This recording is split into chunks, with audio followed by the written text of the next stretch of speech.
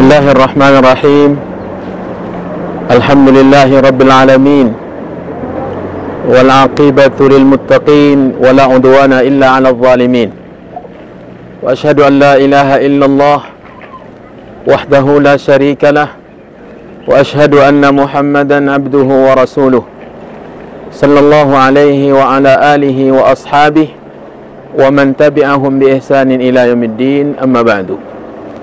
Saudara-saudariku, pemirsa yang dirahmati oleh Allah Subhanahu wa taala, saya sekarang ini berada di salah satu ketinggian di Sumatera Barat setelah menempuh perjalanan mendaki yang cukup mengasyikkan, tetapi juga cukup melelahkan karena melihat belok-belok perjalanan menuju pendakian.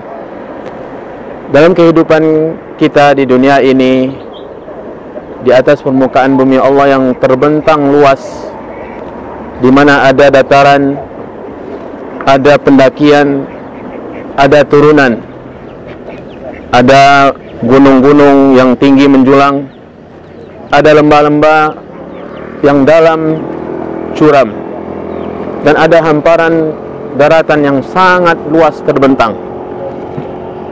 Pemirsa, saudara-saudariku yang dirahmati oleh Allah, di dunia ini perjalanan hidup kita pun demikian. Kita di suatu saat berada di dalam kesenangan, dalam kondisi badan yang sehat. Di saat yang lain kita ditimpa oleh penyakit. Di suatu saat kita berada di bawah, di waktu yang lain kita berada di ketinggian. Ada saatnya kita berduka, dan ada pula kalanya kita bersukaria.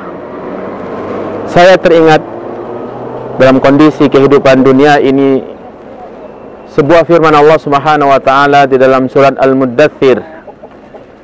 Allah Subhanahu wa taala menjelaskan tentang ancaman yang sangat keras kepada seorang yang sangat besar penentangannya terhadap agama Allah.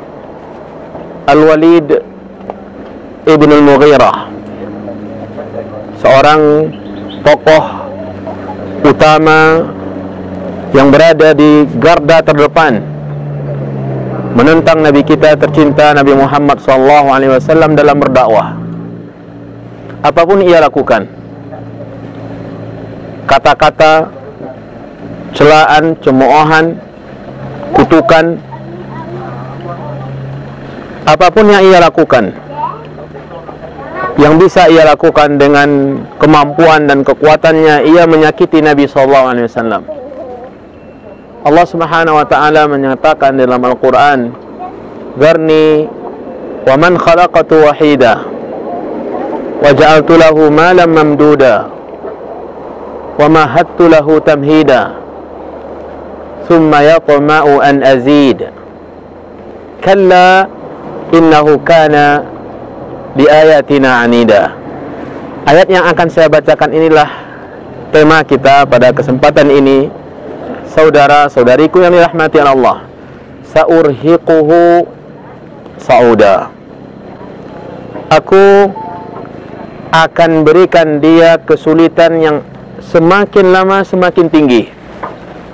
Kesulitan yang tidak ada lagi turunannya. Kesempitan yang tidak ada lagi kelapangan. Kesulitan yang tidak ada lagi kemudahan setelah itu. Kesempitan yang tidak ada lapang. Dan ini yang dimaksud oleh ancaman Allah Subhanahu wa taala ini adalah di neraka. Pemirsa, saudara-saudariku yang dirahmati oleh Allah Subhanahu wa taala, di neraka, bagi penduduk neraka, siksaannya semakin hari semakin bertambah. Allah Subhanahu wa taala menyatakan di dalam Al-Qur'an, "Fadzuqu falan nazidakum illa azaba." Ketika penduduk neraka menjerit, meminta keringanan dari Allah, berteriak karena kesakitan, api yang panas membara, yang kayu bakarnya adalah manusia dan batu-batu. Kata Allah Subhanahu wa taala dalam Al-Qur'an bahwasanya waquduhan nas wal hijarah, bahan bakarnya adalah manusia dan batu. Ketika manusia meminta keringanan, meminta untuk sesaat, dihentikan oleh Allah penyiksaan, maka Allah Subhanahu wa taala mengatakan fadzuqu, rasakanlah, falan nazidakum illa adzaba, kami tidak akan menambahkan kepada kalian kecuali siksaan. Maka Al-Walid bin Mughirah sebagai contoh, sebagai hal yang sangat mengkhawatirkan kita.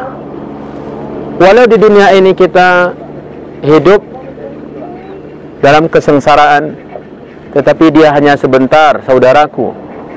Dia hanya sebentar, saudariku. Hanya dalam hitungan tahun. Tetapi di neraka bagi orang yang dikekalkan oleh Allah abadi.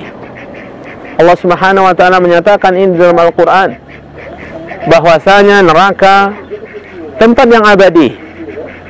Tidak ada lagi kita dengar suara-suara yang menyenangkan seperti saat ini kita mendengarkan suara yang menyenangkan. Karena di dunia kita bisa berharap adanya suara burung, suara hewan-hewan yang bisa menenangkan hati kita, apalagi di suasana yang seperti ini. Di sekeliling kita sepoi-sepoinya angin yang mendatangkan kesejukan dalam diri kita, di jiwa kita. Tetapi di neraka siksaannya semakin bertambah. Saudaraku, saudariku, Allah Subhanahu wa taala memerintahkan kita untuk takut. Allah Subhanahu wa taala memerintahkan kita untuk khawatir ke neraka. Nabi kita, Nabi Muhammad SAW pernah menceritakan sebuah hadis yang diriwayatkan oleh Imam Muslim. Ma minkum min ahadin illa sayukallimuhu rabbuh. Tidak seorang pun dari kamu kecuali ia akan berhadapan dengan Allah. Dia akan berbicara dengan Allah Subhanahu wa taala. Laisa bainahu wa bainahu turjuman. Tidak ada penerjemah. Tidak ada yang menerjemahkan antara dia dengan Allah Subhanahu wa taala. Fayanzuru ila ma aymana minhu fala yara illa ma qaddam. Wa yanzuru ila ma ash'ama minhu fala yara illa ma qaddam. Fayanzuru ma baina yadayhi fala yara illa an-nar. Fattaqun nar walau bisyikki tamrah. Rasulullah SAW menceritakan ketika seorang hamba berada di hadapan Allah dan Allah Subhanahu wa taala menanyakan, meminta pertanggungjawaban kepadanya. Ia melihat ke samping kanannya, yang ia lihat adalah amalannya. Ia melihat ke samping kirinya, yang ia lihat adalah amalannya. Sementara dia melihat jauh di depannya adalah neraka. Maka Rasulullah SAW mengatakan, takutlah kalian ke neraka walau hanya dengan menyedekahkan separuh dari satu butir kurma yang kami miliki. Takutlah saudara-saudariku ke neraka Allah, karena neraka itu adalah azab dan siksaan Allah yang sangat pedih. Innallaha wa malaikatahu yusalluna 'alan nabi. Maka mari kita bersalawat kepada Nabi SAW dan jadikan sisa hidup kita untuk bertakwa kepada Allah. Wa sallallahu wasallam wa baraka wa an'am ala nabiyyina Muhammadin wa ala alihi wa sahbihi ajma'in. Wa akhiru da'wana alhamdulillahi rabbil alamin. Wassalamualaikum warahmatullahi wabarakatuh.